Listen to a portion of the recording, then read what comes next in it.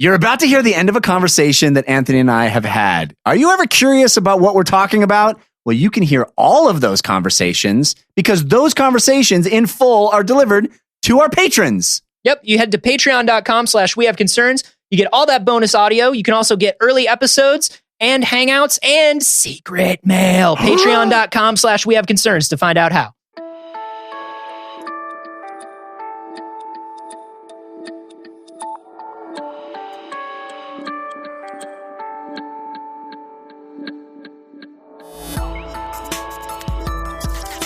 What did you do? I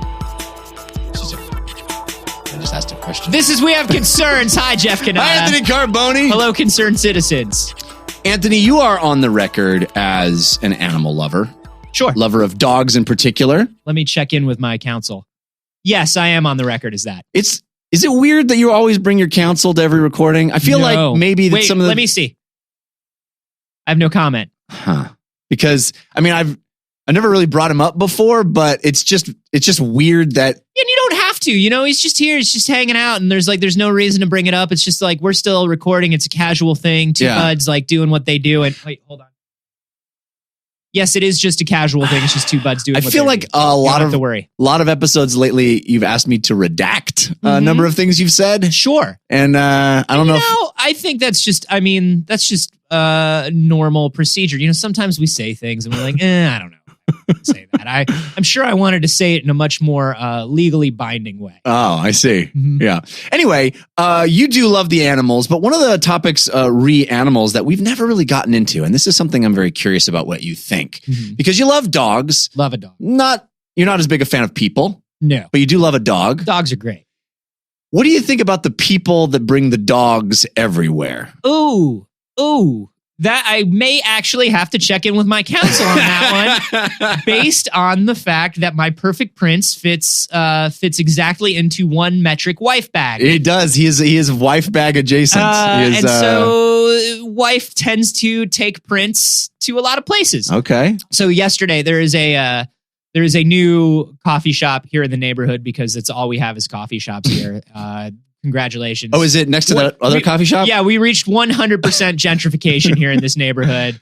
Congratulations. Gold stars all around. We can now build the $10,000 Mario statue in the center of town. When you describe the location of a coffee shop by referencing other coffee shops, you've reached peak coffee shop. It's by the coffee shop. So the new coffee shop is a block down from the coffee shop that has the good snacks but the mediocre coffee. Right. And it's across the street from the one that has really good coffee but no snacks at all. That's good coffee shop triangulation. Yeah, and the great thing about this one is it sits in a perfect Venn diagram of having good coffee and good snacks. Oh man, they really nailed it. In another perfect Venn diagram for my beautiful wife, who I love very much, in that they allow her to bring the perfect prince inside. Oh. And she's one of those people who after coming back from that place yesterday was like, I don't understand what the big deal is, why like this place won't let the dog in and blah, blah, blah. I was like, well, number one, health code. Right. It actually is a health code. I mean, it's a dog. It's a dog. And then number two, even if we all don't believe that the health code is really needed for bringing dogs into a place, which number one, it is. But like, even if we don't believe in that, there is something to be said. And this is what I told her. I don't want to be in a place where everybody brings their dogs because not everybody has a well-behaved, quiet dog. Right. I just don't want fucking dogs everywhere when I'm in a place getting snacks and eating. That's all. I agree with you. This is something that drives me a little batty is when I walk into the grocery store and the person's got the dog. Get your fucking dog out of the grocery store. Get your dog out of the grocery store. I go to the doctor's office. There's a dog in the waiting room with the lady or the guy. If you bring your dog into a grocery store and you look at me weird because I'm not wearing a shirt or shoes in the grocery store. Yeah, that's on you. And I'm opening a beer in the frozen in the freezer. Listen, which one of us is more disgusting? Does your dog have a shirt and shoes? I am a clean and showered human. Your dog does not have shirt and shoes? No. Your dog wants that beer? Your dog's shedding all over everything. Who knows what your dog's going to do? Well, a lot of this comes down to this. Which one of us peed in the frozen food aisle? I mean, it was you, but... Hard to say. No one saw it. Based on the size and quantity of the pee, it's easy to say. No, it could have been a very small dog. I have the bladder the size of a pea, guys. That's useful. I have to run to the bathroom every 3.5 minutes. A lot of this comes down to this issue of emotional support animals. Yep. And this is an article that was sent to us by, how does a person pronounce it? Eric Thestrup? Thanks, Eric. I think you did it. I think I nailed it. And this is an article about the idea of these emotional support animals. Now, I think we would probably agree you wouldn't want to begrudge anyone the idea of needing an emotional support dog, emotional support cat, a lot of elderly, a lot of people with, my emotional needs. My perfect prince is an emotional support animal for my wife. She actually has. Is that registered? And she has from her therapist and stuff. And so if she needs to take the dog on a plane, we have a letter from her therapist. It's because she actually has a lot of anxiety around flying. Right. It makes her very nervous. So I don't begrudge anybody emotional support animals. Well, I'm interested to see if this article changes your opinion because this is an article from the National Geographic and it's about a fella, I think it's a fella, who brought an emotional support animal to the airport. Okay. But in this case, the emotional support animal was a peacock.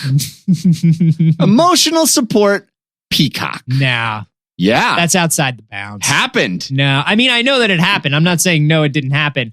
I'm saying that's outside the bounds. Well, be that as it may, he tried to procure a airline ticket and for this. Good on him, I say. You think if it's a registered emotional support animal, yeah, you go, you get your ticket. Here's something that I know, though. Emotional support animals are not actually guaranteed passage on planes. It's not a law. It's not a statute. They don't have to do it. Well, there is something noted in this article called the Air Carrier Access Act and the Fair Housing Act. These acts protect the legal rights of emotional support animals. And also allow you to declare that you live on a plane. It's only fair that if you fit into an overhead compartment, you live there now. Yeah. Like a Harry Potter of the sky. Oh, I want to be the Harry Potter of the sky. Yeah, and you sleep in the overhead compartment. Yeah. And people, they nod, the flight attendants knock on it and they're like, oh, yes. Yes, sir, it's your morning breakfast. Oh, is it time for peanuts? It is. Here's your peanuts. May I have two? Well, we can have one peanut and one pretzel. That's all we allow. It's tough but fair. Can I put up my Christmas tree today? You know there's no room in the overhead for Christmas trees. Those go under the seat in front of you. What if I got the tiniest tree? No one would know. We'd know. Oh, little Harry.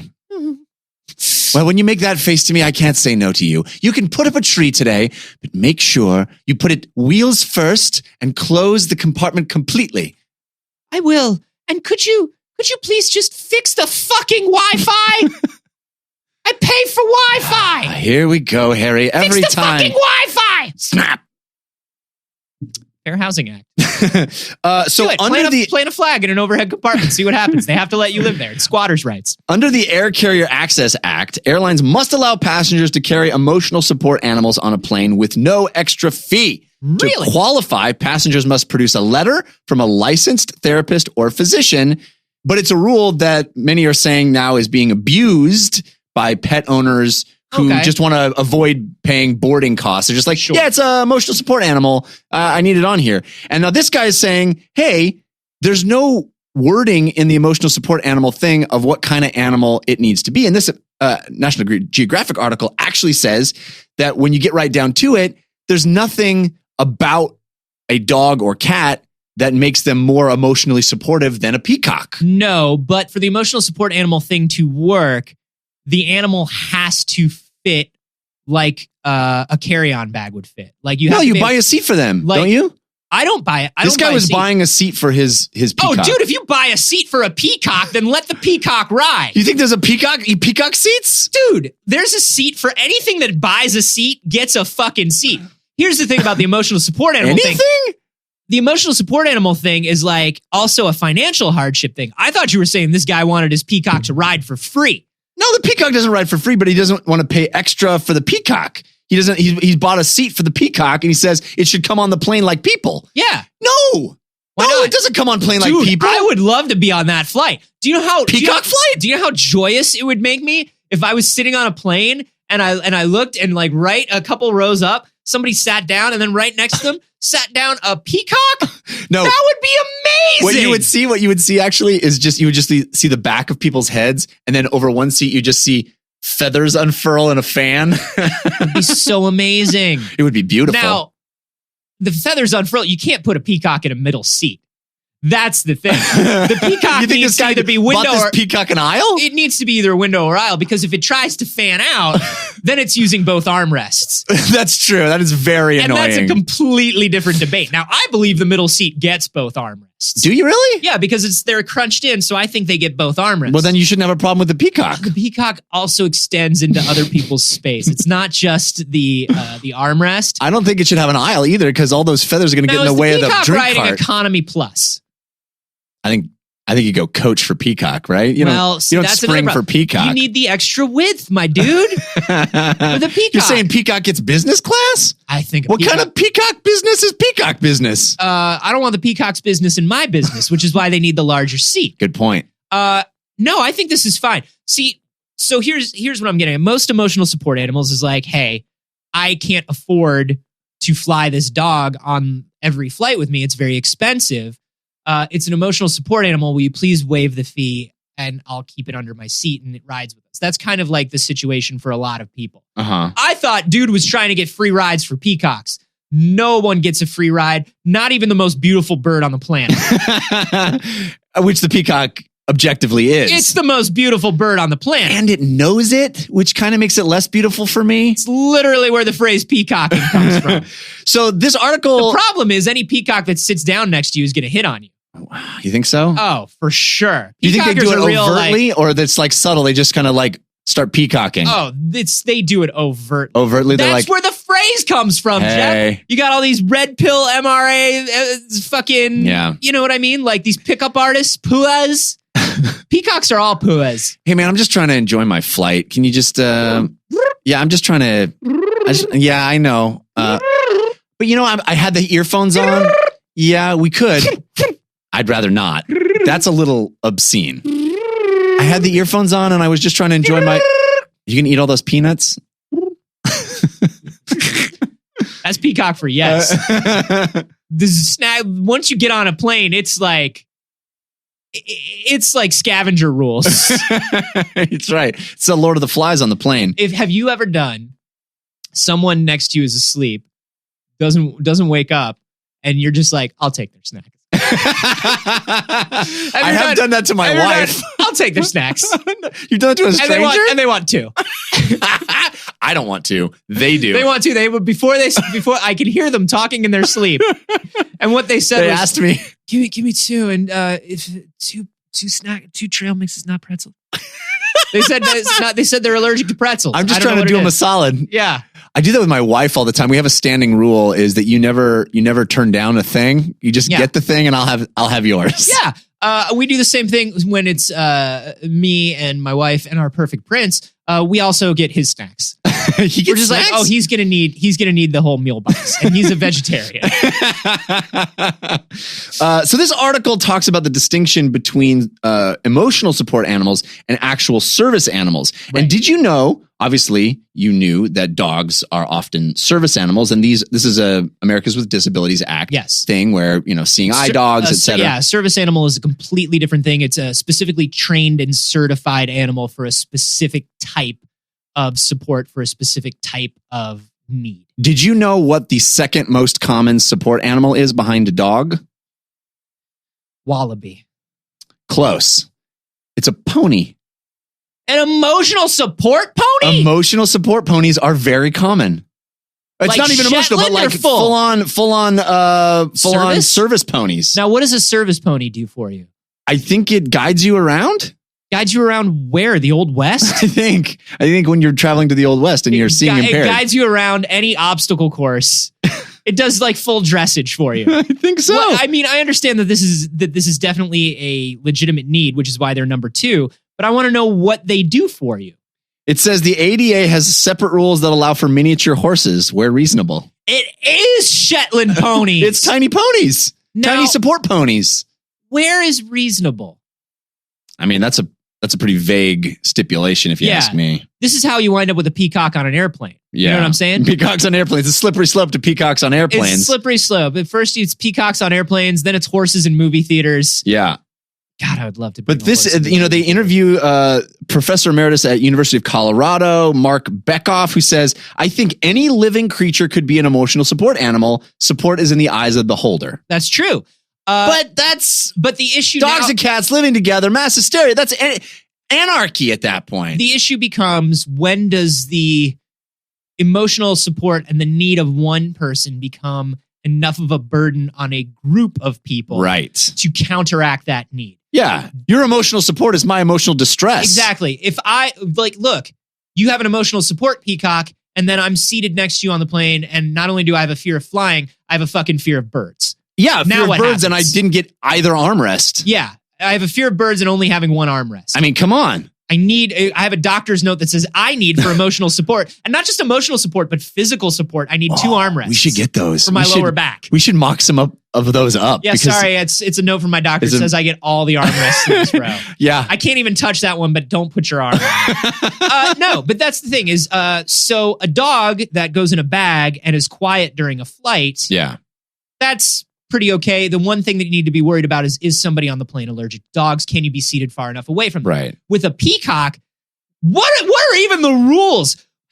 Is a peacock loud? Does it get spooked on a plane? You know, they jump. They jump? Have you ever? I once went. You can't. I feel like it's gonna freak out more people than it's gonna help. Right. And that's what we need to be looking at. And that's why, maybe there does need to be a standardized, this is the kind of animal that's allowed in these specific spaces. Yeah, this United Airlines punched the peacock in the face. They explicitly told the man he cannot bring... punched the peacock in the face twice and told it to fuck off. Yeah. They were like, that's how United Airlines rolls. Peacock or human, they don't care. Yeah. It's just face punching. Yeah, you get in, if you are anything under boarding group 2 on a United Airlines flight, you just get punched on the way in. That's right. That's why their version of bye-bye. You have to check in early. That's right.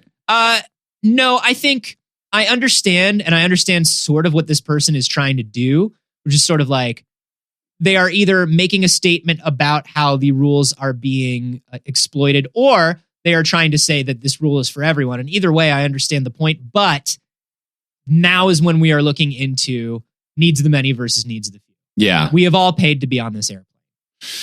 Can I say something, though? I feel like, emotionally speaking, if I look at a dog, it's lovely. Mm-hmm. Look at a peacock. It's fucking... I mean, I'm inspired. Yeah.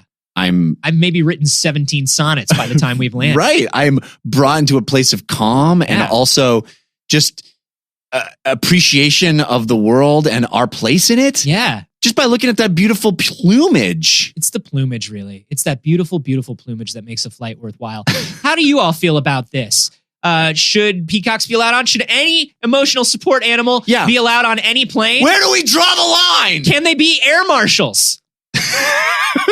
Let us know. That was the twist at the end of the story. The twist is the peacock was an air marshal. He was there to just keep an eye on everybody. Undercover and also peacock. Feathers. Nobody ever suspects the That's peacock. Right. You can let us know how you feel about this on Twitter. I'm at @Carboni. Why is that peacock looking at my luggage? Oh, it's all that weed that I have in there. Yeah, they can smell it. I'm at Jeff Canada. And you can hashtag those...